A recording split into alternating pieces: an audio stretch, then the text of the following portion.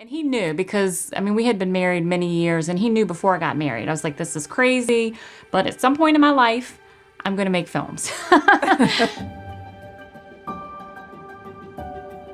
Hi, I'm Carter Brown and I'm here with Laurie Vines, and we're going to talk about her story and all the things that God has been doing with you and through you. So I guess let's just get started. Yeah. So tell me part of your God story and how he's led you here. Okay, that's great. Yes, well, it's a film journey for me, which is super exciting. And I don't know how to fully describe how he led me to film other than like I would watch movies, I would see things, and I just felt like a draw. And I couldn't shake it. And I never did shake it. Mm-hmm. And then one night I had a dream. And I couldn't shake like the dream, the film. So I was driving home with one of my good friends and I was telling her I was working on another writing project. And I told her about the film and she said, well, where's your passion? Mm-hmm. I said, it's in the film, hands down. And I just felt called. So I went home, I talked to my husband. I was like, and he knew because, I mean, we had been married many years and he knew before I got married. I was like, this is crazy. But at some point in my life, I'm going to make films. So I was glad we cleared that air, before we got married. So he knew that about me. And it was a kind of a struggle through the years. Like, God, when is this going to happen? How is this going to happen? Mm-hmm. So I'm so interested in how God specifically spoke that to you.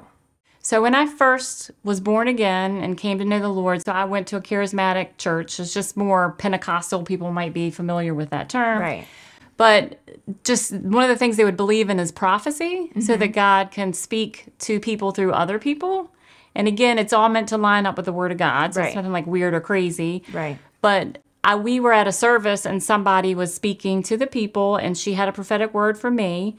And she said, God has given you a dream. And basically the gist of it was it's so much bigger than you. And she said, don't limit the dream based on, and she said specifically, lack of what you see, lack of resources, lack of people. She's like, you go for it.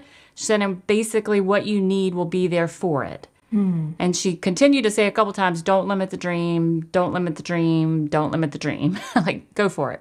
I woke up from the dream and it wasn't like other people in my dream. Like I literally, it was like you'd be watching a movie or something. Mm-hmm. It was like I was watching the movie, if that makes sense. Mm-hmm. I think we all probably have these times in our lives when we realize, wow, like my life is not my own and I'm called to something that is bigger than me and it's scary and it's exciting all at the same time. So it's a sense of awe.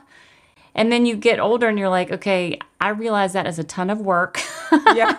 I realize that I'm going to have to overcome a lot of fears.